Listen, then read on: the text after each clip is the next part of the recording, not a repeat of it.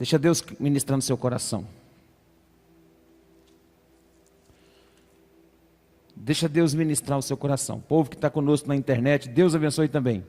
Amém?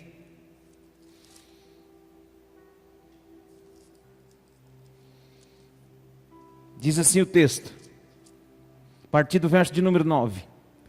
2 Reis 3:9.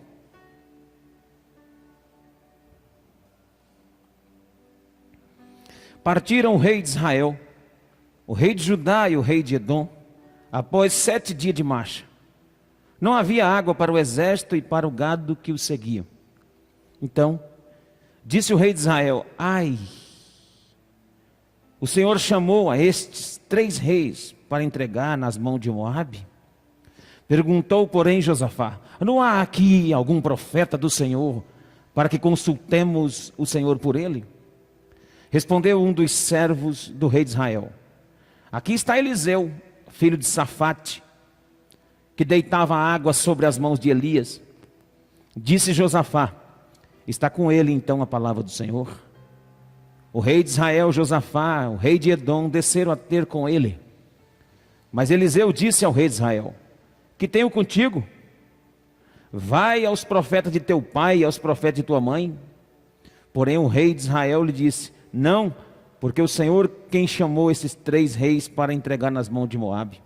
Disse Eliseu: tão certo como vive o Senhor dos exércitos, em cuja presença estou, se eu não respeitasse a presença de Josafá, rei de Israel, rei de Judá, não teria dado atenção e nem os contemplaria. Ora, então trazei-me um tangedor. Quando o tangedor tocava, veio o poder de Deus sobre Eliseu. E este disse: assim diz o Senhor, fazei neste vale covas e covas. Porque assim diz o Senhor, todavia este vale se encherá de tanta água, que bebereis vós e o vosso gado e os vossos animais. E isto é ainda pouco aos olhos do Senhor, de maneira que também entregará Moabe nas vossas mãos. Ferireis todas as cidades fortificadas e todas as principais cidades, e todas as boas árvores cortareis, tapareis todas as fontes de água e danificarei com pedras todos os bons campos. Pela manhã, ao apresentar-se a oferta de manjares, eis que vinham as águas pelo caminho de Edom, e a terra se encheu de água. Amém? Até aqui. Aconteceu uma eventual discordância entre reis. Aqui estamos diante de um quadro de uma guerra de 3 reis contra um rei. O rei de Israel, o rei de Judá, o rei de Edom. Eles perceberam que o povo de Moabe já não estava mais pagando tributo ao rei de Israel. E isso causou um constrangimento entre eles, e eles fizeram uma aliança entre o rei de Judá, Josafá, entre o rei de Israel, Jorão, e o rei de Edom, e foram para lutar contra Moabe. Moabe era um grande povo, os moabitas tinham um grande exército nessa época. E eles saíram, e quando saíram, no meio dessa caminhada, no meio dessa jornada militar de guerra, o exército e os seus animais começaram a sentir sede. E eles perceberam que eles iam perder para eles mesmos. E eles perceberam que eles iam morrer. E se eles chegassem a lutar contra os soldados de Moabe, a sede, a fraqueza ia fazer com que eles perdessem a guerra. Ia ser uma grande derrota, uma grande tragédia, uma grande vergonha. 3 grupos, 3 reis, perder para apenas um rei. E no meio dessa caminhada eles pararam. O texto vai dizer, no verso 9, Partiram o rei de Israel, o rei de Judá, o rei de Edom, e após 7 dias de marcha, não havia água para o exército e para o gado que os seguiam. Então os animais, após 7 dias, e eles também perceberam que não tinha água.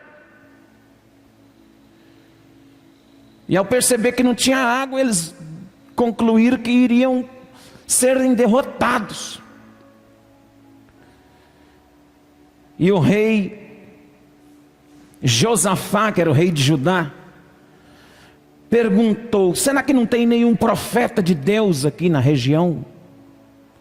Será que não tem nenhum homem de Deus para que possamos consultar a ele, para saber se a respeito desse assunto, dessa guerra, se Deus vai nos dar a vitória ou não? Aí alguém disse assim: olha, eu conheço um, tem Eliseu, aquele que era moço de Elias e que lavava as mãos do Elias, jogava água sobre as mãos do profeta Elias. E os reis então concordaram de ir procurar Eliseu. Quando chegaram lá, Eliseu disse a eles: olha, vocês podem ir para os profetas das famílias de vocês, procurem os profetas que atendem vocês, que vocês já são acostumados. E eles disseram então: já deu para entender que Deus nos trouxe até aqui para entregar os 3 reis na mão de Moabe. Os reis entenderam isso. Quando o profeta não quis muito atender eles concluíram que eles iam morrer mesmo. E aí Eliseu disse: eu só vou atender vocês por conta de uma pessoa que está aqui, o rei Josafá. Se Josafá não estivesse aqui com vocês, eu não atenderia vocês. E aí então Eliseu vai atender, Eliseu vai falar da parte de Deus para eles. Era uma decisão muito importante, era uma resposta de Deus muito importante que eles estavam aguardando. E essa resposta de Deus, através do profeta Eliseu, é que nós vamos ministrar e meditar essa noite aqui. Dentro dessas respostas que o Eliseu traz a eles, tem algo de Deus para nós, profético para esse tempo. Porque tem horas que nós chegamos à conclusão de que a derrota é certa. Chegamos à conclusão que não tem mais jeito. Chegamos à conclusão que tudo vai por água abaixo. Isso comigo, com você, com qualquer um de nós. Eles estavam aqui e o profeta Eliseu, então agora Deus vai dar uma palavra. E a primeira coisa que o Eliseu vai fazer é chamar um tangedor. O tangedor é aquele, hoje aqui é o rapaz aqui, o Paulo, é um tangedor. O que é o tangedor? O tangedor é um músico. O tangedor é um tocador de instrumentos. O profeta diz: traga-me um tangedor. E a Bíblia vai dizer assim, ó, no verso de número 15: ora, trazei-me um tangedor. E quando o tangedor tocava, a Bíblia diz, veio o poder de Deus sobre Eliseu. Nós aprendemos uma coisa, irmão, que a adoração atrai o poder de Deus. Davi, na experiência de Davi, de quando foi chamado pelo rei Saul e pela sua equipe para ir servir no palácio, Davi tocava harpa, e a Bíblia diz que quando Davi tocava, os demônios fugiam de Saul.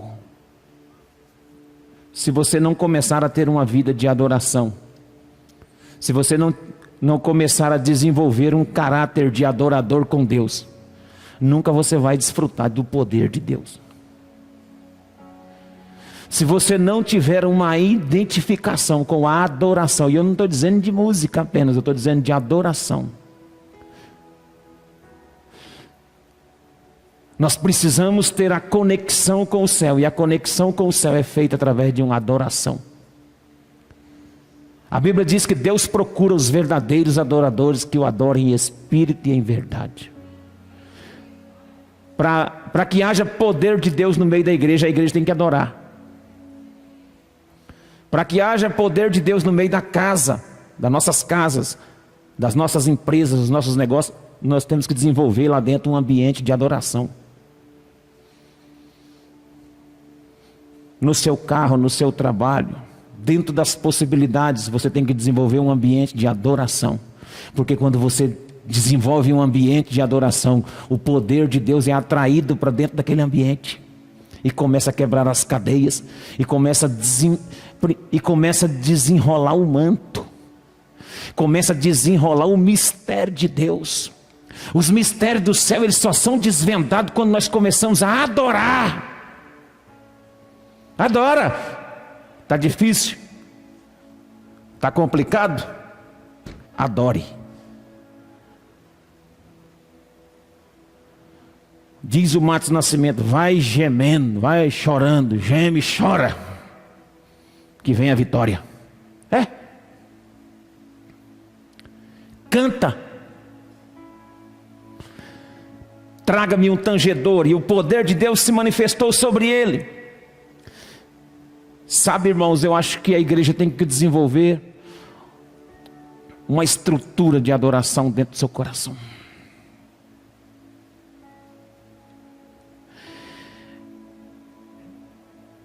E após o poder de Deus se apoderar do profeta, o profeta disse no verso 16: assim diz o Senhor, fazei neste vale covas e covas.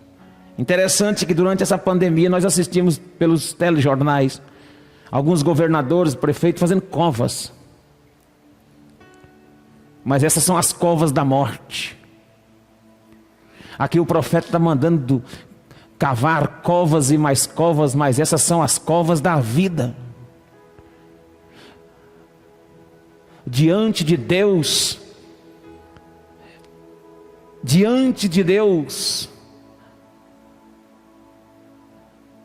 o vale se transforma em um ambiente que produz vida.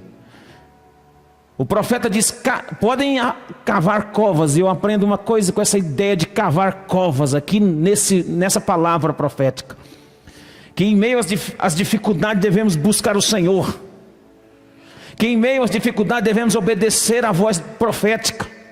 Cavar covas significa descer, significa abrir espaço para a provisão que vai chegar. Cavar covas significa dar lugar para Deus agir. Cavar covas é você abrir o coração para Deus entrar com a água dele, os canais da água viva de Deus. O que estava faltando aqui era abrir espaço para Deus trabalhar. O que estava faltando aqui era espaço para a água, para reter a água. Era espaço para reter a água que Deus ia mandar. O que está faltando no nosso coração, irmão, é espaço para reter o que vem de Deus. Você tem colocado coisas demais aí nesse ambiente do seu espírito, que Deus vai ter que aprofundar algo em você. Deus está querendo que você crie um espaço. Ele quer derramar, Ele quer encharcar, Ele quer mandar a água viva do céu. Ele quer encharcar o lugar, o ambiente do nosso coração. Para isso é necessário entender essa palavra: façam covas. Eles fizeram covas. A outra palavra que o profeta libera é: não, vocês não vão mais ver. Olha ali o verso 17: porque assim diz o Senhor, não sentireis vento, nem vereis chuva,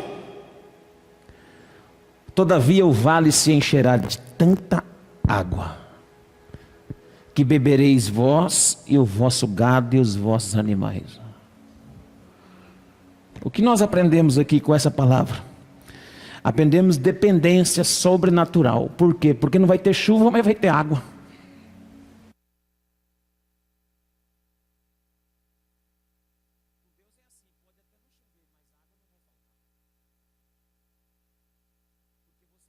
provisão vem de cima, mas de vez em quando Deus manda a provisão por baixo.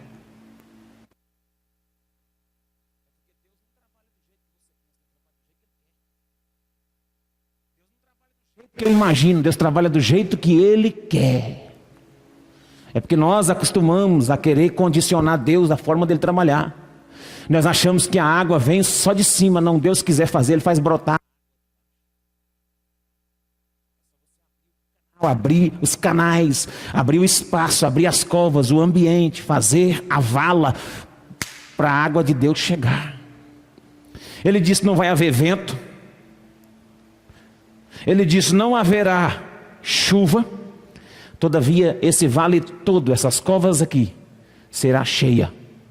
Encherá de tanta água que bebereis vós e o vosso gado e os vossos animais. Olha a palavra chegando no tempo de crise aí. Você não sabe que jeito que vai vir a provisão. Mas abra espaço, abra covas, abra lugar para Deus trabalhar, que a água vai vir de uma maneira tão sobrenatural que vai dar para você, vai dar para o seu vizinho, os animais que estão lá na sua casa vão beber, esses que estão ao seu lado, os animais da guerra que vocês estão caminhando.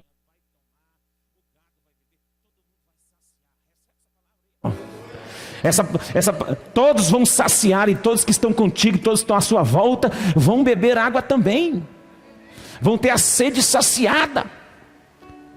Sabe que esse texto nos mostra que esses homens, ele tinha sede, e a sede no começo era de uma palavra.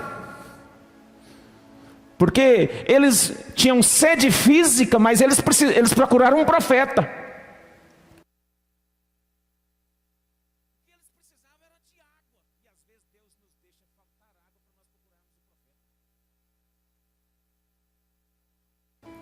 Às vezes Deus permite faltar algo físico para você correr para o sobrenatural. Às vezes Deus permite faltar algo no seu bolso para você correr e depender de Deus. Às vezes Deus permite você passar por uma crise, ou toda uma nação, ou todo um país, ou todo o mundo todo, passar por uma crise estreita para correr para o sobrenatural de Deus, porque eles tinham sede de água. Mas o que resolve o problema da água era uma palavra. O que trouxe água foi a palavra de Eliseu.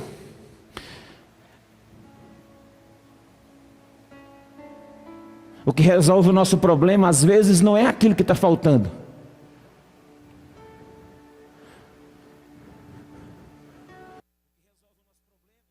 Sede, mas às vezes o que traz água não é a chuva, não são os meios legais para a chuva, para trazer.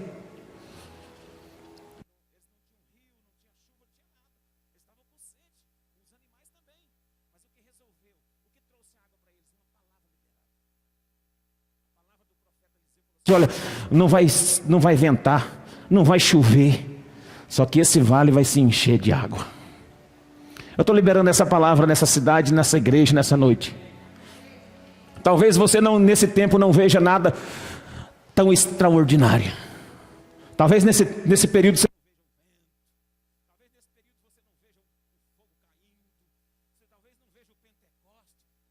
pois eu tenho certeza, o vale será cheio para a glória de Deus, porque Deus é Deus sobrenatural. Deus trabalha da maneira que Ele quer. Quem crê nisso, diga glória a Deus. Então é tempo de dependência.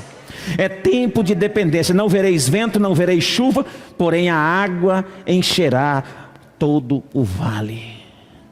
Lá vai a palavra, Deus é Deus de monte, Deus é Deus dos montes. Quantos milagres Deus já fez nos montes. Quanta coisa Deus já fez no monte. Só que agora nesse tempo Deus está querendo fazer no vale. Ele está dizendo assim, olha, vocês não vão ver o vento. Talvez vocês não vão ver sinal de nada, nem de chuva. No entanto, esse espaço que você abriu para mim é suficiente para eu mandar água para você, para o vosso gado e para todos os animais. Deus não depende do sistema para poder prover. Deus não depende de ninguém para poder mandar a provisão para você. Quanto você menos esperar, a água está chegando, a provisão está chegando, e veio de uma maneira que você não esperava. O Espírito Santo transborda, amém? O vale se encherá de tanta chuva, abundância no vale. Eu vejo aqui que Deus quer transbordar. E por último, se não bastasse essa vitória, o profeta disse assim, e não fica só nisso. Eu gosto quando Deus fala assim. Veja o texto para você entender. Ele disse no verso 17, porque assim diz o Senhor, não vereis vento, nem vereis chuva, todavia o vale se encherá de tanta água que bebereis vós e o vosso gado e os vossos animais. Isto ainda é pouco. Eu gosto quando Deus fala assim. Sabe quando você ganha uma coisa e a pessoa fala, tem mais? Sabe quando você recebe uma bênção e a pessoa esconde a outra? Você já recebeu assim? A pessoa abre uma caixa para te dar um presente e vai tirando presente lá de dentro, não acaba. Ô, coisa boa.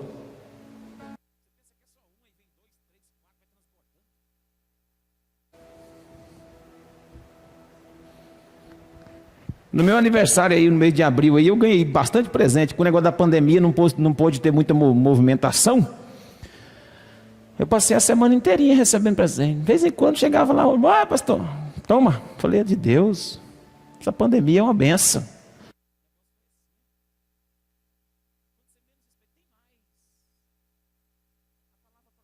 Essa noite é essa. E ainda tem mais. Tudo isso está acontecendo aqui, o vale vai ser cheio de água, ainda é pouco. Olha o que o profeta falou. Eu gosto de profeta ousado. Ainda é pouco, ele falou. Isso é pouco que vai acontecer na sua vida. O que vai acontecer mais, profeta? Fala logo, desenterra, desembucha. Olha lá, vai.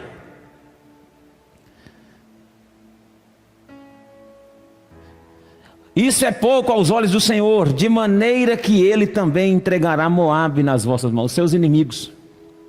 Ele dará vitória para você contra os seus inimigos. Verso 19, ferireis todas as cidades fortificadas. Está dizendo assim, vou fazer uma obra tão grande através de vocês, não vai ficar nada. Eu vou dar uma vitória tão grande para vocês, no meio de todo esse vale que vocês estão enfrentando, que vocês vão se surpreender. Coisas que vocês nem imaginavam eu vou fazer. Ferirei as cidades fortificadas, as cidades escolhidas, e todas as boas árvores. Deus prometeu destruir Moabe. E sabe como que aconteceu? Eu não vou entrar agora no mérito, outro dia a gente pode ministrar. Mas o negócio é tão forte na derrota de Moabe. Olha o verso 21. Ouvindo, pois, todos os moabitas que os reis tinham subido para a peleja contra eles, todos cingiram de cinto, desde o mais novo até o mais velho, e foram convocados para os postos de fronteira.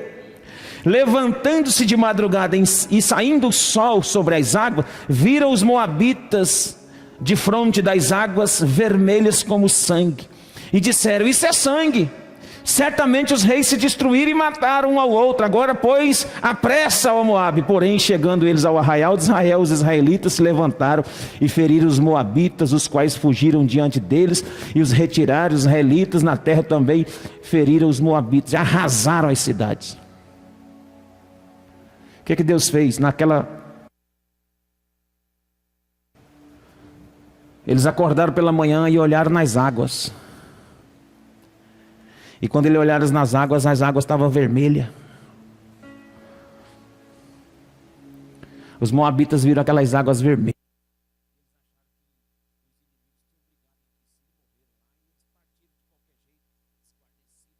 Chegaram lá, se tornaram presa fácil. Deus dá vitória contra os inimigos, Ele vai confundir os inimigos. Me parece que Deus está confundindo os inimigos. Eu estou com a sensação de que Deus está confundindo aqueles que pensam que são na nação brasileira. Aqueles que se diziam inteligentes, doutores, preparados, Deus está confundindo tudo. para dar vitória para a sua igreja. A perseguição é grande? É. Mas a nossa necessidade, ela será suprida pela palavra. Eles tinham sede de água, mas o que sacia a sede de água física é a palavra. Se você tiver com sede, as necessidades suas serão supridas pela palavra. A sede fala da necessidade física, básica que nós temos. E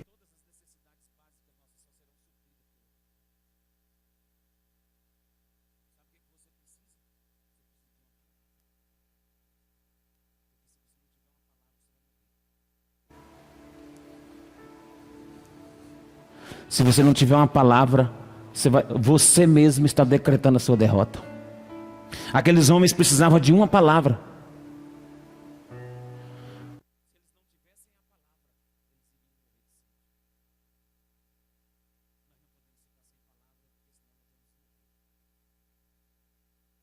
Nós obedecemos a palavra, abrir covas.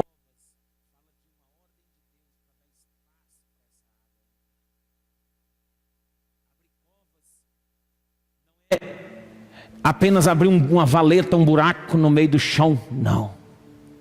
Deus está falando assim: eu quero um espaço para eu encharcar você novamente. Eu quero um espaço para encharcar a sua vida espiritual. Eu quero um espaço, quero que você abra espaço, abra lugar, para que eu possa manifestar a minha glória no meio de tudo isso, desse vale que você está enfrentando. Se você não abrir espaço, a água não chega.